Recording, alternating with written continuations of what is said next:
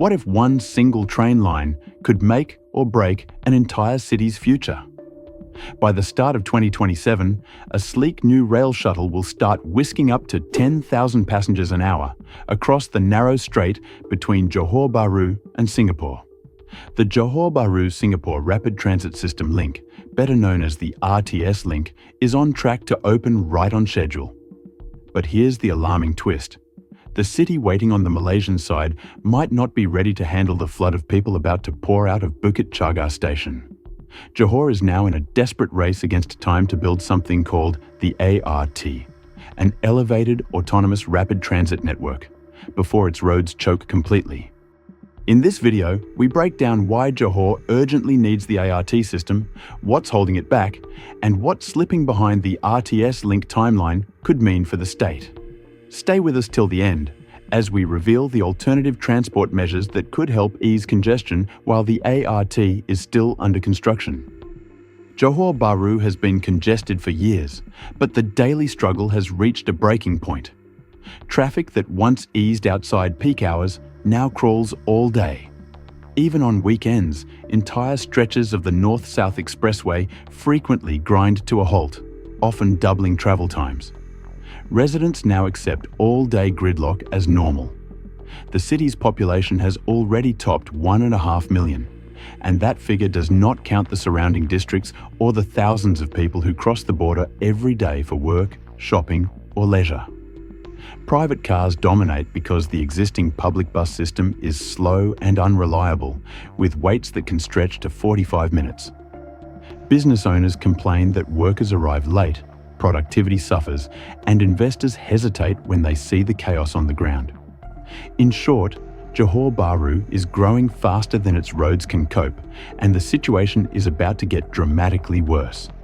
When the RTS Link starts running on the 1st of January 2027, it will dump up to 10,000 people an hour into the heart of the city at Bukit Chagar.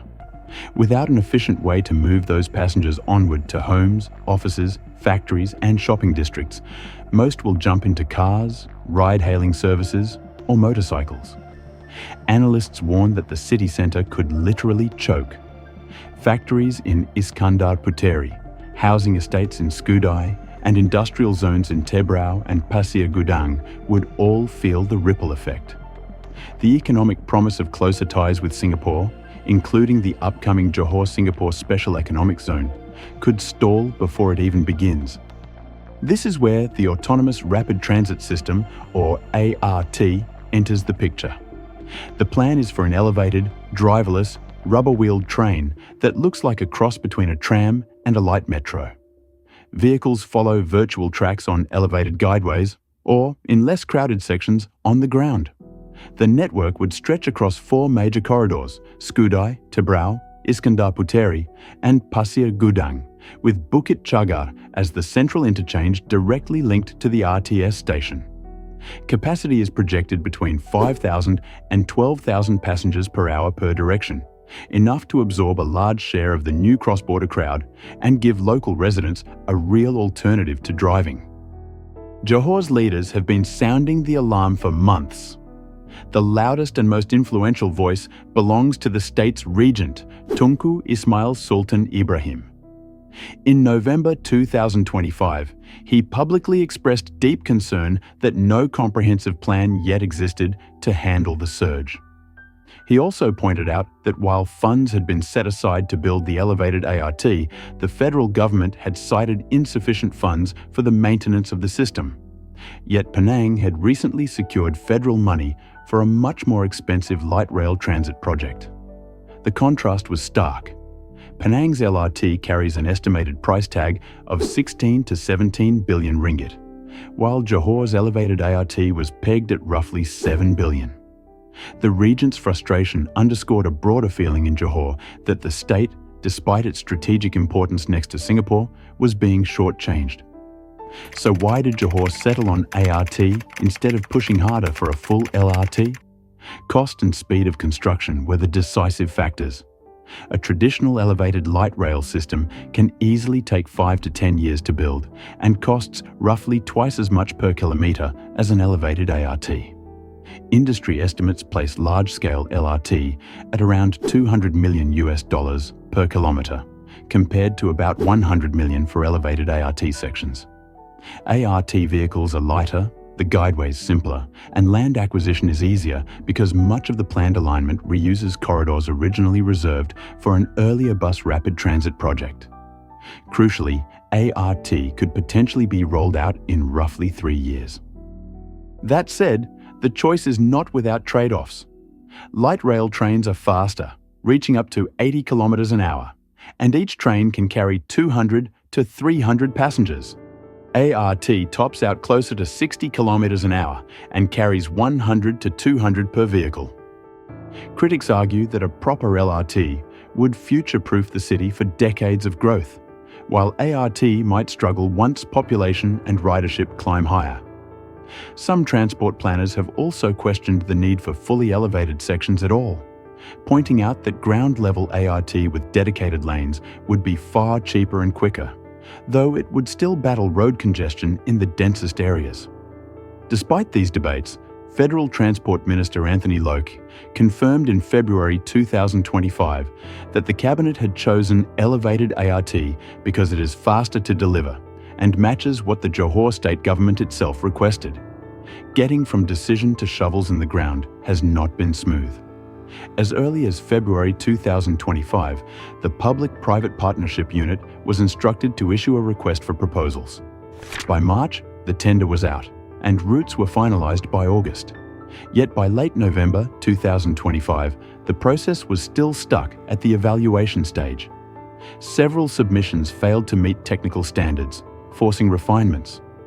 State officials urged Putrajaya to award the project by the end of 2025 at the latest and start physical work no later than the first quarter of 2026. Yet, history offers little comfort. Malaysia's infrastructure timeline is littered with postponed mega-projects. Take the electric train service extension southward to Johor Bahru. First announced in 2011, construction began in 2016, yet the line will only welcome its first paying passengers at Johor Bahru on the 12th of December 2025, 14 years after the initial promise. Travellers have grown sceptical, and every missed deadline erodes public trust. Johor cannot afford a repeat performance with ART. To buy breathing room, the state is pursuing parallel measures. National Railway operator KTM plans to convert the existing 40-kilometre freight line between Kempas Baru and Pasir Gudang into a passenger commuter service by 2026, starting with 2 new stations and eventually expanding further. A 400-metre covered walkway will link Bukit Jaga directly to JB Central, where passengers can already connect to intercity trains.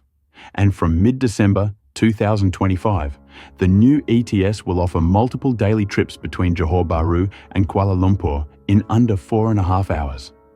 These additions will help disperse some of the RTS crowd northward and inland, but they are not designed to serve the dense urban corridors inside Johor Bahru itself. Only the ART network centred on Bukit Jaga stands a chance of preventing gridlock in the city core. Property analysts are already looking past the congestion headache to the upside.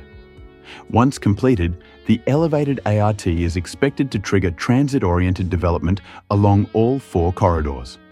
Land values near stations should rise, plot ratios increase, and developers are lining up projects that assume seamless connectivity. Better links to Senai International Airport and the port of Tanjung Pelepas would strengthen Johor's position as a manufacturing and logistics hub.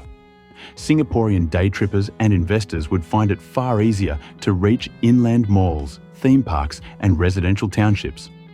In the words of one research house, the combination of RTS and ART could reshape mobility patterns and unlock entirely new economic clusters. Yet all of that potential hangs on one critical condition. The ART must actually materialise on time. Analysts suggest that if the tender is secured by early 2026 and work begins right away, initial sections could be operational by 2029 or 2030, while the complete network, including park and ride hubs and interchange points, may not be fully finished until around 2035. That timeline is already tight. Every month lost to bureaucracy or budget arguments pushes partial relief further out and leaves the city exposed to several years of crippling congestion right when it is trying to sell itself to the world as the southern gateway of a rising economic zone. Johor isn't just planning another train line. It's trying to prevent a traffic catastrophe that could choke its entire future. When the RTS Link opens in 2027, up to 10,000 passengers an hour will flood out of Bukit Jaga station. Without the elevated ART network ready to carry them across the city, most will pour straight onto roads that are already gridlocked. The Regent of Johor has repeatedly warned that only immediate, decisive action can stop a potentially world-class cross-border gateway from becoming a national embarrassment of endless jams. Yet even the most optimistic timeline has the first ART segments opening no earlier than 2029 or 2030, a painful 3 to 4 year gap no matter how fast the mega project moves. During those critical years, Johor will have to lean on other measures. A few new KTM commuter stops on the old freight line, and the freshly launched ETS whisking some travellers north to Kuala Lumpur. Helpful, yes, but everyone, from the Regent down, knows these fixes are nowhere near enough to save the city centre from paralysis. What Malaysia still controls is how quickly the ART can close that gap. Every month saved today is a month less of crippling congestion tomorrow. Johor stands at a crossroads.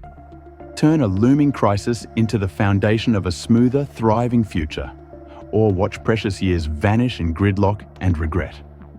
But here's something many people don't realise. The new ETS service, while possibly helpful in easing Johor's growing traffic pressures, has also been floated as a potential replacement for the once cancelled Kuala Lumpur-Singapore high-speed rail.